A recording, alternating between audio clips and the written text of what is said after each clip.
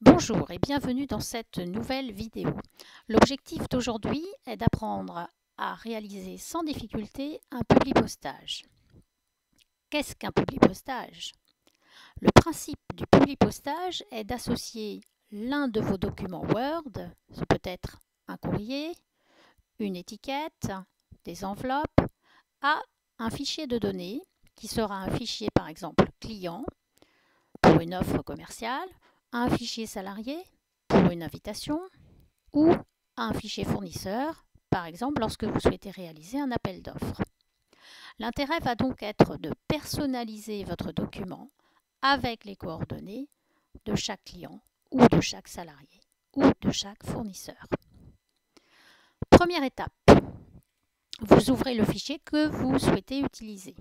Ici, dans notre exemple, une offre commerciale. Une invitation en fait à venir découvrir un nouveau showroom.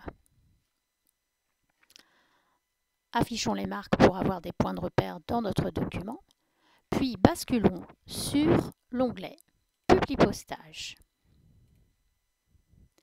Par défaut, lorsque vous basculez sur cet onglet, uniquement les deux premiers outils sont accessibles, le reste étant grisé.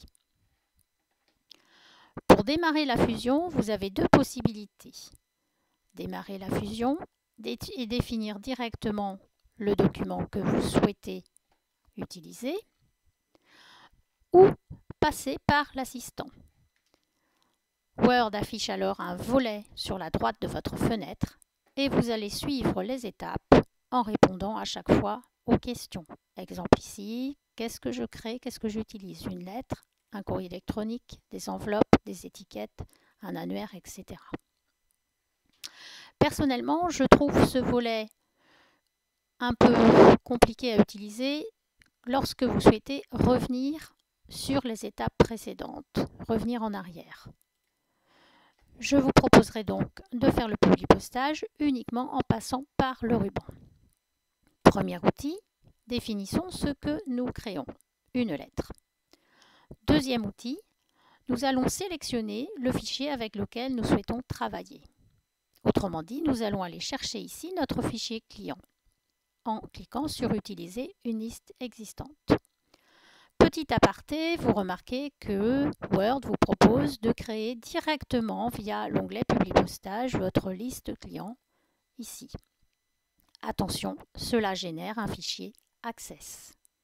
Donc je vous conseille plutôt de créer votre fichier au préalable dans Excel, voire maintenant la majorité des logiciels de comptabilité, de gestion commerciale vous permettent d'exporter les coordonnées de vos clients, vos fournisseurs sous format Excel. Nous ferons donc ici utiliser une liste existante. Vous allez parcourir votre poste de travail jusqu'à trouver le fichier avec lequel vous souhaitez fusionner votre document Word. Si votre fichier Excel comporte plusieurs feuilles, il est bien sûr très judicieux de les avoir nommées au préalable afin de savoir quelle feuille choisir. Vous remarquez que lorsque nous avons utilisé ces deux premiers outils, les autres deviennent actifs. Passons sur le troisième outil, modifier la liste des destinataires. Autrement dit, est-ce que je vais envoyer mon courrier à tous mes clients? Cette boîte de dialogue vous permet par exemple de trier ici sur ville votre fichier client, ce qui fait que vos lettres imprimées vont sortir par ville, mais aussi de filtrer les destinataires. Nous remarquons que dans notre fichier client, certains disposent d'une adresse mail, pas d'autres. Il serait judicieux, au lieu d'envoyer un courrier postal, d'envoyer plutôt un mail au client dont nous avons l'adresse mail. Nous allons donc ici sélectionner les clients pour lesquels l'adresse mail est vide. Filtrer. Je viens chercher le champ email et je viens chercher vide. Voilà, Cela me donne uniquement les clients pour lesquels j'ai besoin d'envoyer un courrier postal. Nous validons en cliquant sur OK. Nous allons ensuite venir nous positionner dans le document afin d'insérer les informations personnelles de chaque client. Pour ce faire, soit nous passons par insérer un champ et nous insérons les informations au fur et à mesure, soit vous avez la possibilité directement d'utiliser bloc adresse. Attention, si vous utilisez bloc adresse, vous remarquez ici dans l'aperçu que mon adresse est loin d'être complète. C'est-à-dire que systématiquement ici, il faudra venir faire correspondre les champs. Pour indiquer quel est dans votre fichier client le champ qui correspond par exemple à nom. Eh bien, dans mon fichier client, ce sera nom client. Le champ qui correspondra à l'adresse, adresse client. Le champ qui correspondra au code postal, CP. Ce sera la condition absolue pour que Word puisse faire le lien et vous afficher correctement le bloc adresse. Vous venez ensuite sur aperçu des résultats pour voir le résultat. Il va falloir en plus venir ensuite enlever les espacements entre paragraphes. Personnellement, je trouve donc le bloc adresse pas très pratique à utiliser.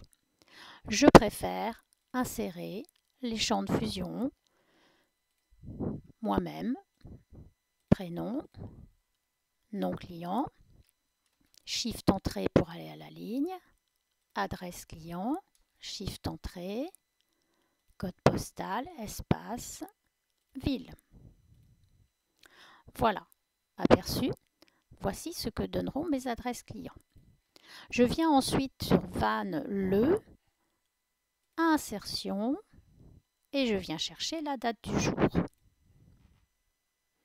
Vous pouvez cocher ou décocher, suivant que si vous avez l'intention de réutiliser le courrier, ce serait bien que votre date se mette à jour automatiquement.